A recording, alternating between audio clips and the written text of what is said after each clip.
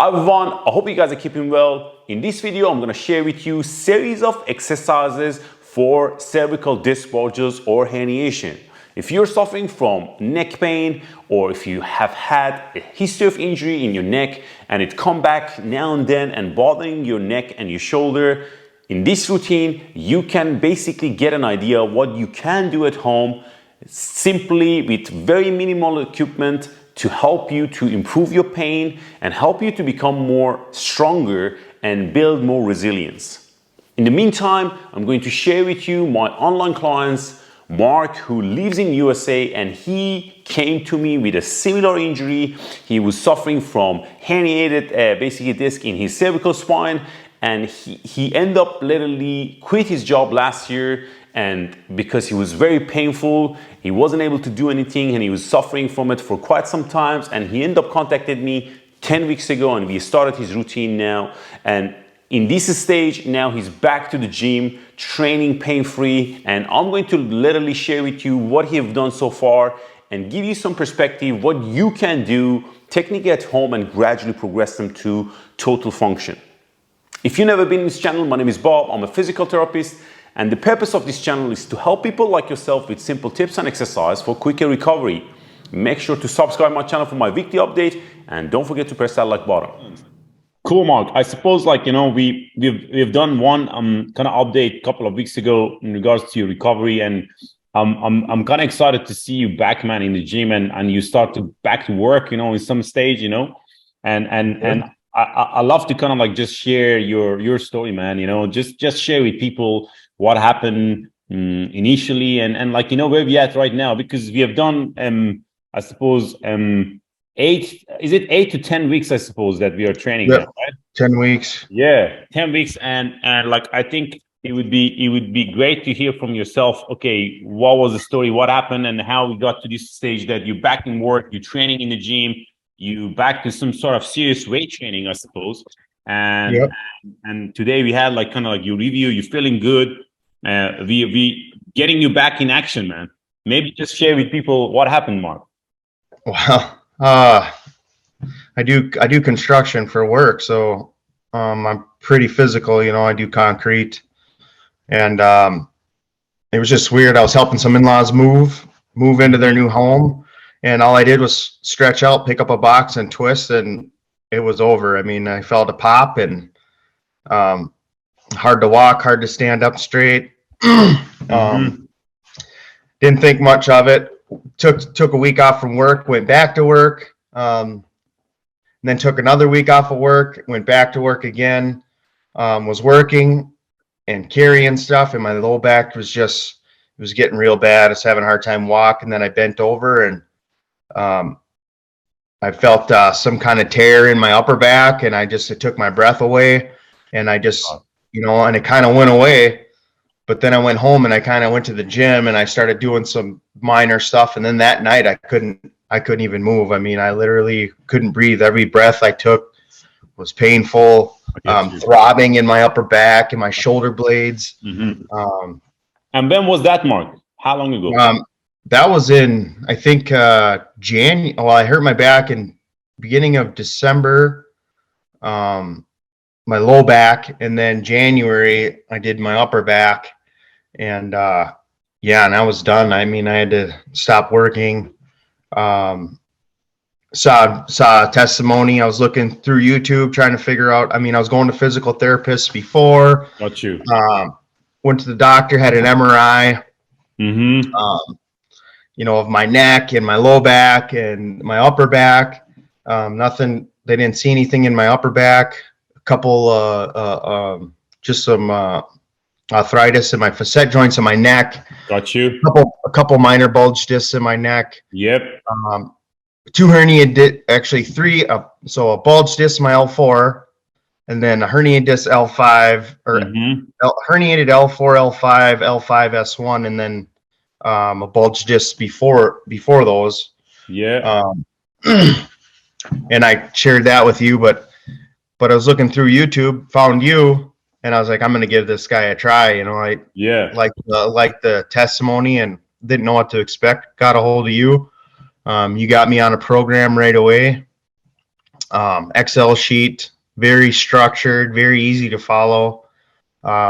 More so than what I've got around here for physical therapy. You know, I think I got a tennis ball, a couple tennis balls, and a Yeah, stretching routine.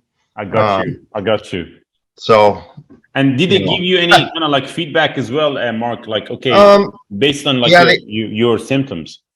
Yeah, they want to, do steroid shots. My upper back, they said, I had a rib joint out, a rib out, and they wanted to they said possibly, we'll do some nerve block, but if anything worse comes to worse, we're gonna have to put a screw in your rib, screw it together, surgery. Please don't. And I'm like, well, that's, I was looking up that stuff, and it's like they don't man, that's scary. very often they don't do that surgery, so it's not very common, to do a rib joint surgery, which, I think would have been kind of terrifying because, you don't have a lot of doctors that do that, I know. I think it's a very old school surgery, and I'm not sure how they made the diagnosis that your rib is out. How they do that. Yeah, just because I was breathing. I mean, I got CT scans and all this other stuff, and just to see if my lungs were all right and everything is fine. Got you. You were kind of like in a panic zone as well, Mark. Were you? I was in a panic. Like I said, like you said, I always was checking my back every second. I mean, literally just bending forward, checking my lower back, breathing, checking, twisting. Everything is just compensating big time. I got you.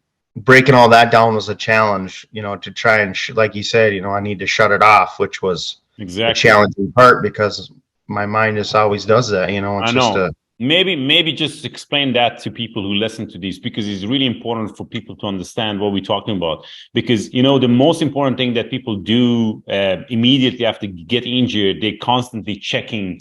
Is a common thing that we do. You keep checking your injury and you're testing it, you're stretching it. Yeah. And you want to know, is it there? And sometimes stretching feels good. And when we had an initial consultation, I suppose I was noticing that you constantly like kind of stretching your upper back and yeah.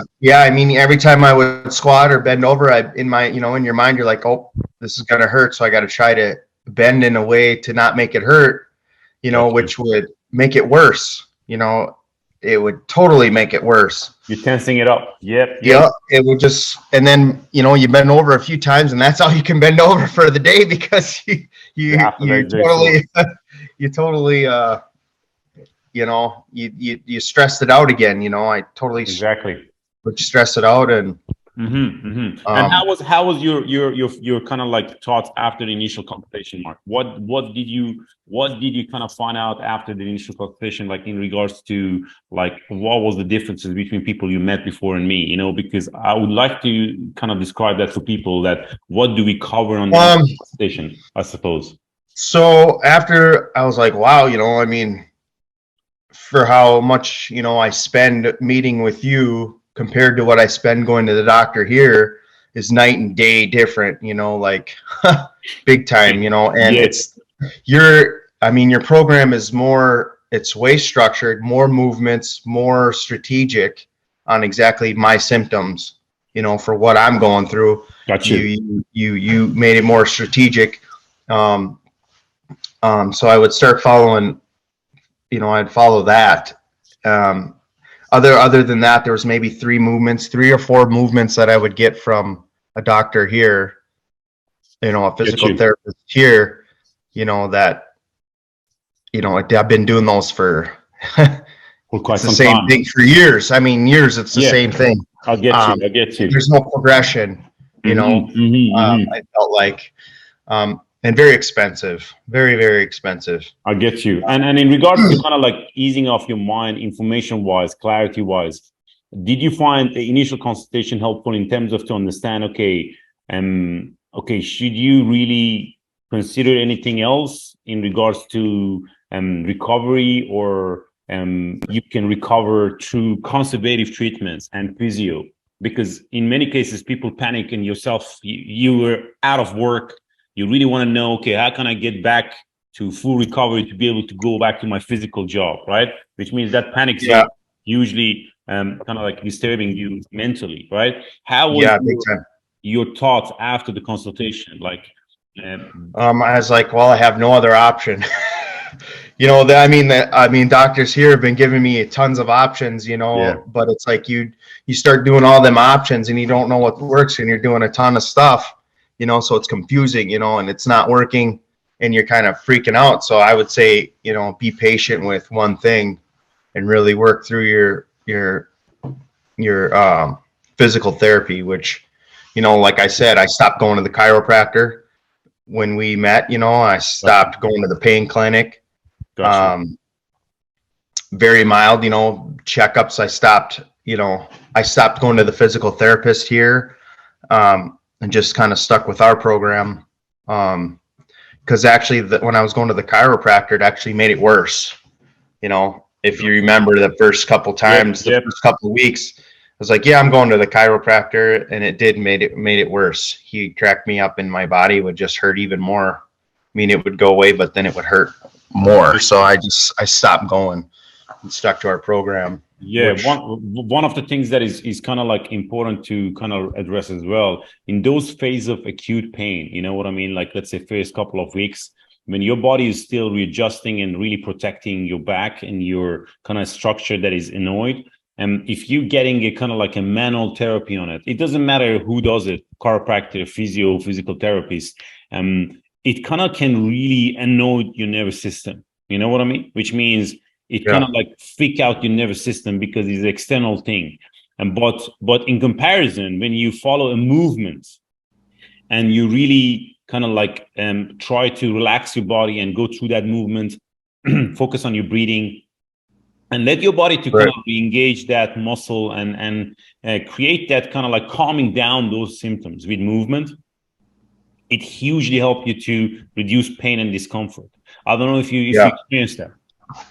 Yeah, I mean, at first it was, I mean, you feel a little discomfort, you know, doing the nerve glides and stuff, and you're like, is this really helping, you know? And but it you know, you start to get more trust and movement and doing the mobility, and then you get you start getting way more flexible. You start being able to squat more comfortably, and after a few weeks, it starts to come together, you know. Even after my 4th week, I mean, it was really starting to come together, you know. It's starting to break loose. My body's starting to break loose a little bit. And, you know, it calmed down the nervous system as well. Like mentally. Mentally. And then leading up to that, you know, after a few more weeks after getting into the gym, I think it was, when did we start going to the gym? I think it was after my 6th or 7th week. 6, 7, so getting back in it. I'm going to share some of those videos, Mark, and share with them what you do in the gym. 6 or 7 weeks. Getting back in the gym. You know, you feel a little bit discomfort, and you know, what is that muscle? Your psoas muscle.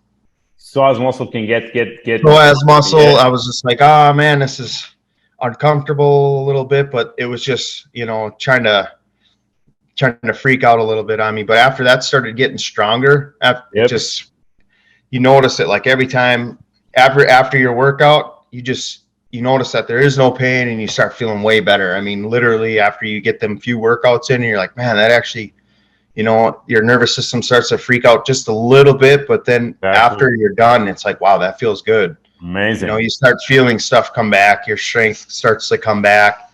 Yeah, it was your trust come back, and then you feel like, you know what, I can actually feel recovering. And tell me about this, Mark. When you kind of like follow the routine, did you find that recording all of those data on the sheet and structure, like, you know, the weight that you're lifting, the amount of, like, I suppose, repetition that you do, the pain level, your stress level, your sleep hours, and all of these, do you think those data help you to understand more about your lifestyle and understand what you have to monitor beyond just pain?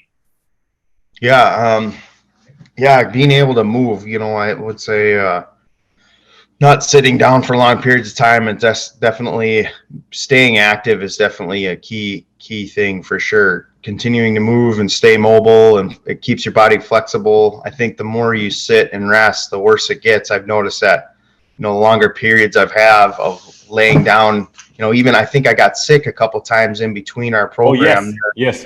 you know, I got sick, and had to be in bed for a day, you know, it takes a toll on you just not moving at all. You know, I think that would be the worst even if you just have to walk, you know. Yeah. Walk and, you know, just walk and continue to stay active, find a program and, you know, stick with the program. Absolutely, You know, absolutely. stick with your mobility. Consistency, Mark. That's the thing. Yeah. That's something that I keep repeating with all the clients. Like, consistency is the king. And one other thing that, like, I suppose is good to highlight it here, that for many people, they think that the recovery is just a linear, it's just like you keep getting better and better and better. You know, there's no setback, but there is always some setback, some stage in the rehab. And having that expectation in some stage in your recovery, it can hugely help you to be more flexible, which means be flexible to sometimes get sore, you know what I mean, and not panicking about it. Does that make sense? Yeah, you're going to get sore for sure. I mean, I didn't think I'd be back to actually had to go out and paint a family's cabin, like I told you. Yeah. I was up. I would do my mobility right before I went outside and started. And then once I get out there, kind of your mind doesn't think about it, and you move, and then you just realize that you don't think about it all day, and there's no pain. And then, you know, once I was done working, I'd come in, and then I'd realize, oh, I'm tight. Oh, I feel a little bit of pain, and then I would do my mobility again. But it was weird, you know. When I would work, I wouldn't think about it, and it wouldn't be there. And then when I would be done with work, I'm like, oh, does my back hurt? I don't know. It's a little tight, you know. It's just sore muscle. Of course. Sore muscles, you know. But one thing that is kind of like happen as well, Mark, because you haven't done those activity for a while, your body muscle memory and endurance specifically, you know, endurance is something that you do lose it if you don't use it, you know. And when you go back and do those activity repetitively through the day for 6-7 hours, your body gets tired at the end of the day as well. And part of that pain or discomfort that you have is coming from that tiredness and lack of endurance, which means the more you repetitively carry on with that in a moderate level and gradually build it up, your body get more adapted to it, which means like you kind of like experience that you didn't got to a level of pain, I don't know, 8 out of 10, but you had like this kind of like a dull, like 3-4, like at the end of the day, you do the mobility, feels better, and it goes back to the next day, same thing. Which means the more you be able to repetitively do those tasks, you know, similar to any other things, your body start to build that endurance strength, which is a little bit different from your usual strength that you do in the gym. Because in the gym, you, lift, 3 sets of 8 to 10 repetition. But in work, you might do the same movement, maybe 20 times, 30 times, 2, 3, 4, 5 times through the day. You know what I mean? Which means those muscle groups have to adapt to that level. Excellent, Mark. I'm really excited, man, for your progress, because I'm delighted to hear that you're going back to work, man, you know, and things are worked for you in the right way, that you managed to recover. Anything else that you'd like to share with people about this program? And I want to know, if somebody get injured, get back pain, neck pain, I don't know, something wrong, spine, which can be a little bit scary. Do you think this structure can help them, or this plan can help them to recover? Definitely. I would say night and day will help you out, especially mentally and physically. I would say just sticking to the plan and being patient. You know, it takes a little bit of time. I would say give yourself some time, you know, at least, 12 weeks to be able to let this work. I get you. And if you have to, I would definitely not do surgery right away. You know, if you can, I definitely wouldn't hop into a surgery, and so it's so easy to probably take the surgery if you're really, it's available and it's really, you need it now, like you need to move now. But I would say put everything on hold and do the physical therapy, stick to the structured plan. I'm just kind of amazed at how my mobility has come back, through this program, and strength, so, and it's just continuing. And not only that, but just come on, man. Just your just your That's it, man. just your even the mental part of it. I think a lot of it is a nervous system deal. Yeah, You know, understanding your body, breaking that loose.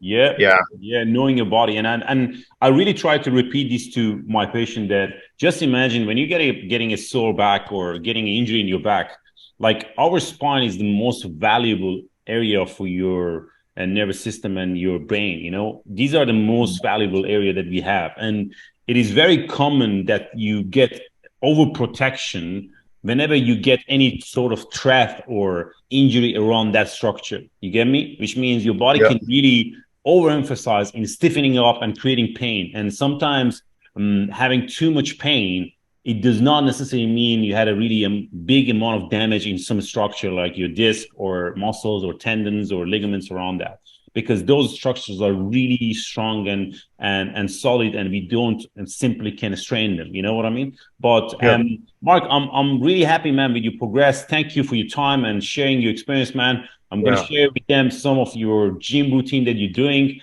I'm delighted to see you back in work.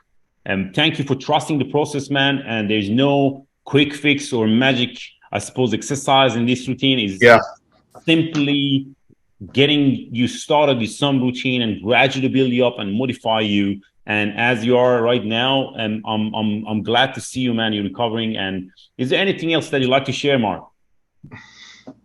I'm just grateful, man. I'm grateful for your time, you know, putting it out there, and you know, all your really caring about the person, you know, and their recovery over a lot of other things that, you know, I really appreciate that, man. Not at all, man. And you're passionate about seeing people get back on it, which is rare. So I really appreciate that about you. And thank you, Mark. Thank you for sticking to the plan, my man. I appreciate it, man. And thanks again. And I suppose, like, you know, I'm delighted to see you going back to work, because that's usually can give you, I suppose you would be stuck if you're not, and mentally can really drain you up. But thanks again. Keep up the good work, Mark, and all the best. Yeah, thank you. Before we go through the exercise, guys, in this video, I would like to share with you 3 important tips that you have to follow while you're following this exercise for your recovery. The first tip is that you have to create a list of activity or things that bother your neck and aggravating your pain. By creating that list, you can understand, okay, what does bother me, and you want to avoid them in a day-to-day living as much as you can to the little bit later stage of your recovery, and gradually you can reintroduce those activities to your day-to-day living. By doing that, you're calming down your nervous system and letting your body to literally heal and improve. The second tips that I would like to share with you guys in this video is to be consistent with these exercises in day-to-day living. For you to become more stronger and build resilience, you need time, and you have to build up that strength over time gradually. Try this exercise in a day-to-day living at least once, and make sure to give yourself recovery time and rest as well, which means if I have a patient that they're training this exercise from Monday to Friday, I would ask them to take Saturday and Sunday totally rest and relax. And in that 2 days, rest days, do not add anything that challenge your upper body and your neck. The last tip that I would like to share with you guys is when you can progress. If you find this exercise that you're following in this exercise routine in this video is easy, and you find them does not challenge you anymore, I will leave a link for you here that you can progress this exercise to something a little bit more advanced that can help you not only get stronger, but at the same time challenge you a little bit for optimum results. Progression is part of the routine, but you can literally play with this exercise that I share with you in this routine for at least 4 to 6 weeks. And if you find them they're easy, you can progress in this routine. Give it a look. And if you have any question, leave me a comment. All right, guys, we're going to start this routine with cat camel, which is simple but very effective with mobilizing your mid-thoracic and your upper back. At the same time, it does move your lumbar spine, and we're not going to only focus on your upper back and your neck. We just want to literally move your whole body to create some movement and mobility. This movement can hugely help you to reduce your pain and give you some comfort and mobilize your overall spine. In this movement, you're going to keep your knees underneath of your shoulder, your hands underneath of your shoulder and your knees underneath of your hip.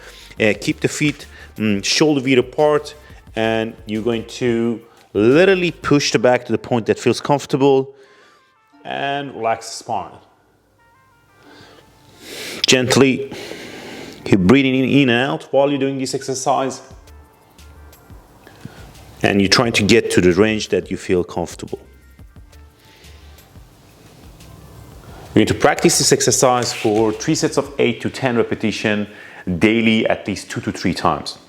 Now, if you find cat camel is not comfortable to a certain stage, avoid pushing it or stretching it too much. Work around the range that feels comfortable and carry on. The following exercise that I'm going to share with you guys is going to be thoracic rotation, which helps you to create rotation and open up your upper back and your neck. There are so many variety. I'm going to show you maybe 2 different versions in this video that you can try. The first one is basically you're going to be on the same quadruped position. You want to bring one arm up here near to your ear, and you're going in, rotate the spine, and then you rotate towards the ceiling. This movement can help you really open up your upper back and neck. Again, we're going to go through the range that feels comfortable, and you can practice this in both sides. I'm going to show you from the other way. Coming in, I don't lean back, I stay forward, open her up. I can definitely feel one side is tighter than the other side. That's one of the ways that you can try the thoracic rotation. The second version is that when you're bringing and you're opening up your whole arms in this position, and you're coming in, and we're going up back up there. All the way back and lean forward. Same thing from the other side. And you basically your neck follow your hand. Now, this exercise can be done for 3 sets of 5 each side, and you again gonna go through the range that feels comfortable. Breathing is essential while you're doing these exercises, and it shouldn't be in rush. You're gonna spend a good bit of time and gradually build up that more movement. We're going to move on to the next exercise, which we call child pose to cobra. This exercise can hugely create coordination on your lower back, mid back, and your upper back. You're going to basically start with quadruped position, and you can go back to child pose position, which means you're stretching your upper back and your neck. You're relaxing your body. Take a deep breath in, and you breathe out, and you bring your body to a cobra movement. Then we go back to the child pose. Relax the shoulder. Take a deep breath in.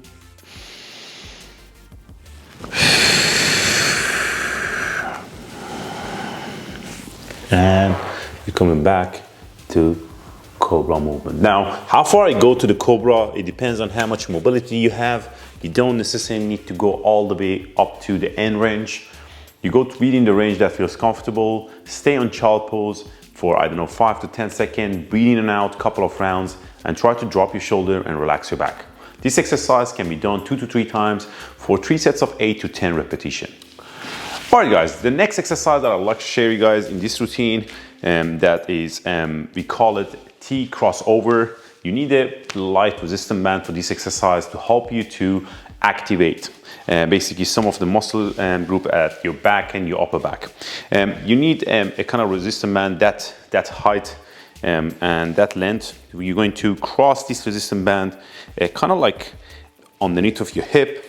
And if you want to do this standing as well, I'm gonna leave you a link above this video that you can see the version of the standing this, or you can do it in a kneeling position. What we wanted to do, we want to kind of like sit back, and you're basically holding that resistance band at the back of your hip as well.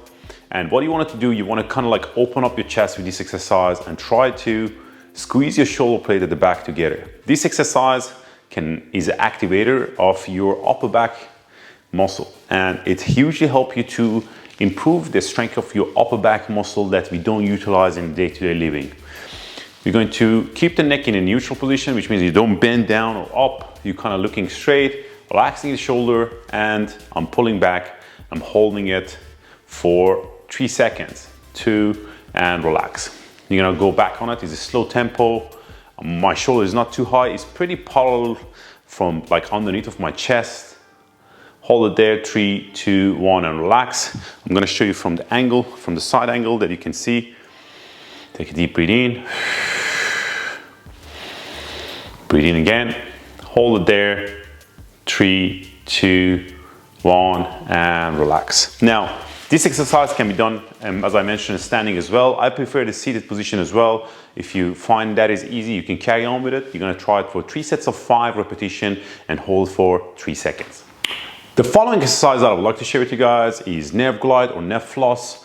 And if you're suffering from disc herniation in your neck, you definitely could experience some sort of pins and needles sensation down to your arm. And this is particularly for median nerve, which kind of like supply the kind of like your pinky finger and the first kind of like 3 end fingers that you have in your arms. And if you have those symptoms, you can definitely apply this exercise to your routine, and you can try it in a day-to-day living, and that helps you to reduce these symptoms. Specifically, sometimes if you wake up in the morning, you may have that due to the position of your sleep. You can try this regularly, and that can hugely help you with that pins and needles. For doing the median nerve, you basically want to bring your shoulder. The first step is to bring your shoulder parallel with your arms, and your arms to parallel with your shoulder, which means it's not here, it's parallel with your shoulder. And in this position, we have 2 movements, which means 1, you're bending your elbow towards your neck, and you side bend your neck at the same time. And then you do the opposite, which means I'm bending my hands the other way and bringing my wrist down. Now, the highest amount of tension on the nerve is when you basically bringing your hands down and you stretching the neck the opposite side. I can feel the tension on my arms.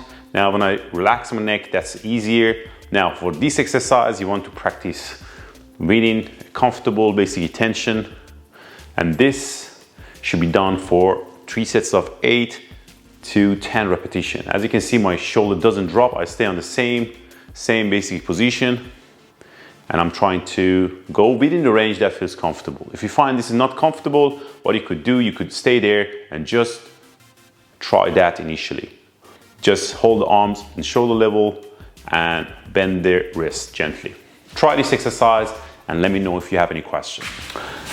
The last exercise I would like to share with you guys in this routine is gonna be chin tuck, and a little bit modified. You're gonna do it on the floor, and you're trying to actively activate your deep extensor muscle of your neck.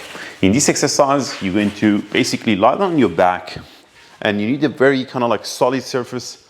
I suppose if you do it on the bed, it's not gonna work. You're gonna do it on the floor, have the mat as a support and cushion, and you're going to actively, isometrically activate your deep, I suppose, a cervical muscle. You're going to push your neck back to the ground in a neutral position, hold it there for 5 seconds, and relax. As you can see, my neck doesn't bend or I don't look up. I'm looking straight to the ceiling. You're breathing in and out. I'm pushing it back again. Hold it there for 5 seconds. 3, 2, and 1, and relax. This exercise should be done on the floor. You're gonna push this back straight, and you can feel the pressure on your neck while you're doing it. I'm gonna do it 1 more round. 4, 3, 2, and relax. You're gonna practice this exercise for 3 sets of 5 repetitions, and by doing that, you can literally activate your deep cervical extensor, which are really important in holding your neck in a solid position. You can practice this for kind of like a daily, at least twice, and this can help you hugely to get stronger. Give it a try and let me know how you're getting on. Thank you for watching this video. If you have any question regarding your injury, leave me a comment. If you need further assistance, we can always book an online consultation with the link below that we can go through your case and go through a customized rehab plan that helps you to recover. You can always contact me through my website and we can get you started right away. Don't forget to subscribe my channel for my weekly update, and please share and like this video with your friends and family that you might think they need this information. Until next week, all the best.